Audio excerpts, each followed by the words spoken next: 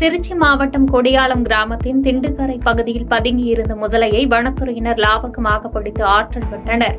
கோடைக்காலம் தொடங்க உள்ள நிலையில் ஆறுகளில் நீரோட்டம் குறையும் பட்சத்தில் முதலைகள் வெளியே தென்பட்டால் உடனடியாக தகவல் தெரிவிக்கும்படியும் வனத்துறையினர் பொதுமக்களிடம் அறிவுறுத்தினர். திண்டுக்கல் மாவட்டம் பழனி முருகன் கோயிலில் கட்டப்படும் திருமண மண்டபத்தின் கட்டட பணிக்காக ஒப்பந்ததாரரிடமிருந்து 18,000 ரூபாய் லஞ்சம் பெற்ற செயற்பொறியாளரை லஞ்ச ஒழிப்பு போலீசார் கைது செய்தனர். ஒப்பந்ததாரரின் தகவலின்படி ரசாயனம் தடவிய நோட்டுகளை செயற்பொறியாளர் பெற்றபோது லஞ்ச ஒழிப்பு போலீசார் கையும் களவுமாக பிடித்தனர்.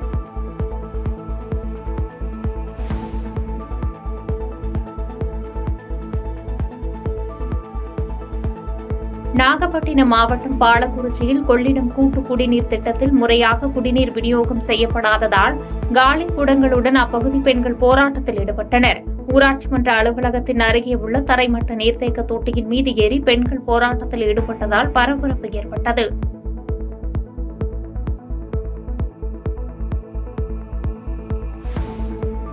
நாகப்பட்டினம் மாவட்டம் திருமருகல் ஊராட்சிக்குட்பட்ட உத்தம சோழபுரம் பகுதியில் வெட்டாற்றின் குறுக்கே அமைக்கப்படவுள்ள தடுப்பணைக்கான கட்டுமான பணிகளுக்கு மாவட்ட ஆட்சித்தலைவர் ஆகாஷ் அடிக்கல் நாட்டினார். இத்திட்டத்தினால் சுற்றுவட்டாரத்தில் உள்ள 20க்கும் மேற்பட்ட கிராமங்களில் மண்வளமும் நிலத்தடி நீர்வளமும் பாதுகாக்கப்படும் என தெரிவித்தார்.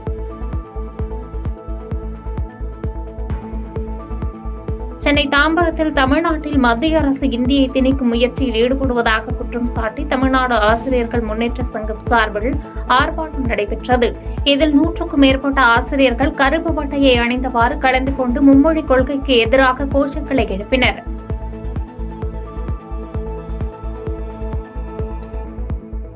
கோயம்புத்தூர் மாவட்டம் பொள்ளாச்சி அடுத்த ஆனைமலையில் நடைபெற்ற மாவட்ட அளவிலான தென்னை சாகுபடி கருத்தரங்குகளில் விவசாயிகள் வாக்குவாதத்தில் ஈடுபட்டதால் பரபரப்பான சூழல் ஏற்பட்டது. கடந்த ஆண்டு பொள்ளாச்சி பகுதியில் நோய் தாக்குதலால் பாதிக்கப்பட்ட மரங்களுக்கு அரசு வழங்கிய இழப்பீட்டுத் தொகை விவசாயிகளுக்கு முறையாக வழங்கப்படவில்லை என கூறி வாக்குவாதத்தில் ஈடுபட்டனர்.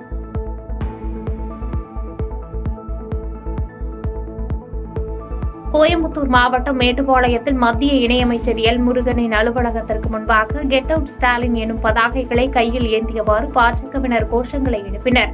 கோவை வடக்கு மாவட்ட பாஜக தலைவர் கரு மாரிமுத்து தலைமையில் நடைபெற்ற இந்த போராட்டத்தில் பாஜக நிர்வாகிகள் கலந்து கொண்டனர்.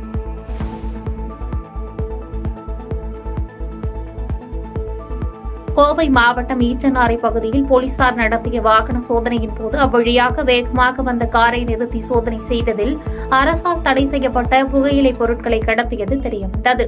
இதனையடுத்து புகையிலை பொருட்களை கடத்திய இருவரை கைது செய்த போலீசார் 210 கிலோ புகையிலை பொருட்களையும் பறிமுதல் செய்தனர்.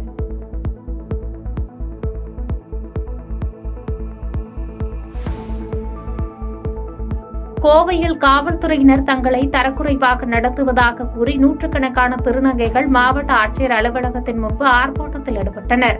திருநங்கைகள் குறித்து ஏதேனும் புகார்கள் வந்தால் விசாரணை மேற்கொள்ளாமலேயே காவல்துறையினர் வழக்கு பதிவு செய்வதாகவும் குற்றம் சாட்டினர்.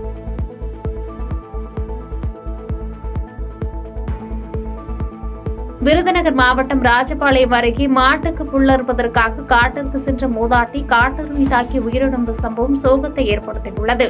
மேற்கு தொடர்ச்சி மலையடிவாரத்தில் வன விலங்குகளால் பாதிக்கப்படுவதை தடுக்க அரசு நடவடிக்கை எடுக்க வேண்டும் என தொழிலாளர்கள் கோரிக்கை விடுத்துள்ளனர்.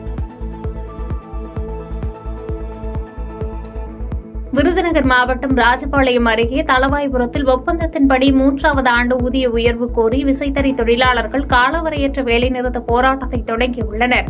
5% கூலி உயர்வு வழங்க வேண்டும் என கோரிக்கை விடுத்து போராட்டத்தை நடத்தி வருகின்றனர்.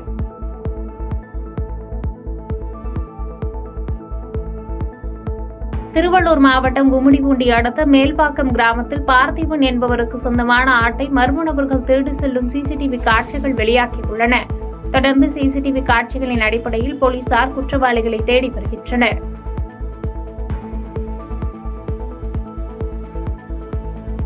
சேலம் மாவட்டம் எடப்பாடி அருகே வேறு இடங்களில் இருசக்கர வாகனங்களை திருடிய 2 இளைஞர்களை போலீசார் கைது செய்தனர். கைது செய்யப்பட்ட ராக்கியாம்பட்டியைச் சேர்ந்த கவின் மற்றும் குன்றீர் சாம்பாளையத்தைச் சேர்ந்த விஜய் ஆகியோர் நீதிமன்றத்தில் ஆஜர்படுத்தப்பட்டு சிறையில் அடைக்கப்பட்டனர்.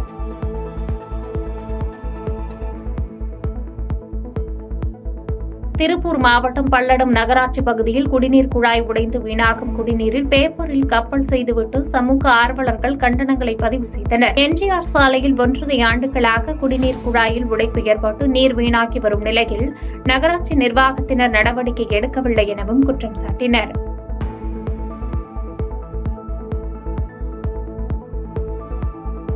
கன்னியாகுமரி மாவட்டம் குழித்துறையில் மனவளர்ச்சி குன்றிய சிறப்பு பள்ளி மாணவர்களுடன் அரசு கல்லூரி மாணவிகள் உரையாடி மகிழ்ந்தனர். தொடர்ந்து கல்லூரி மாணவிகளும் சிறப்பு பள்ளி மாணவிகளும் நடனமாடி மகிழ்ந்தனர்.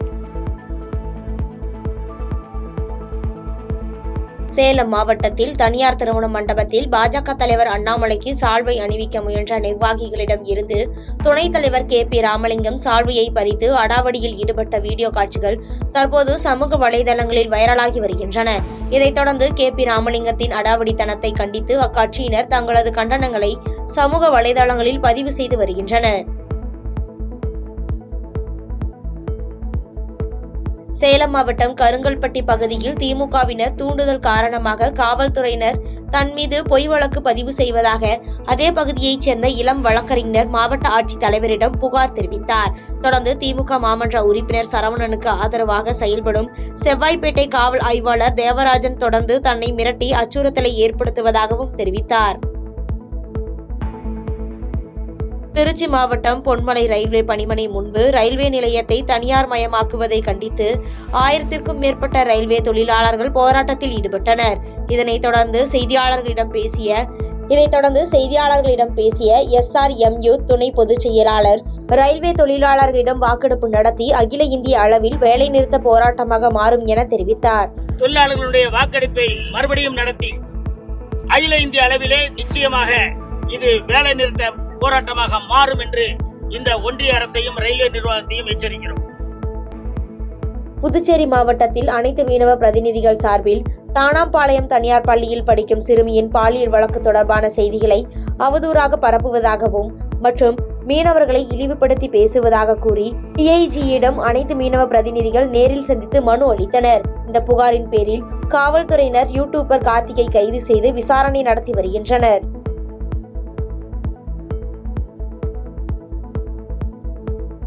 விழுப்புரம் மாவட்டம் திண்டிவனத்தில் மறைந்த முன்னாள் முதலமைச்சர் ஜெயலலிதாவின் பிறந்தநாளை முன்னிட்டு அதிமுக முன்னாள் அமைச்சர் CV சண்முகம் அன்னதானம் வழங்கினார்.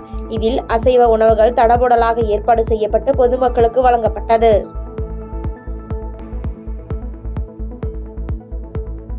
பாதகம் செய்பவரை கண்டால் நாம் பயம் கொள்ளலாகாது பாப்பா. மோதி மிதித்துவிடு பாப்பா, அவர் முகத்தில் உமிழ்ந்துவிடு பாப்பா. அண்மை செய்திகளை உடனுக்குடன் தெரிந்து கொள்ள இணைந்திருங்கள் எம் நாடு தொலைக்காட்சியுடன்.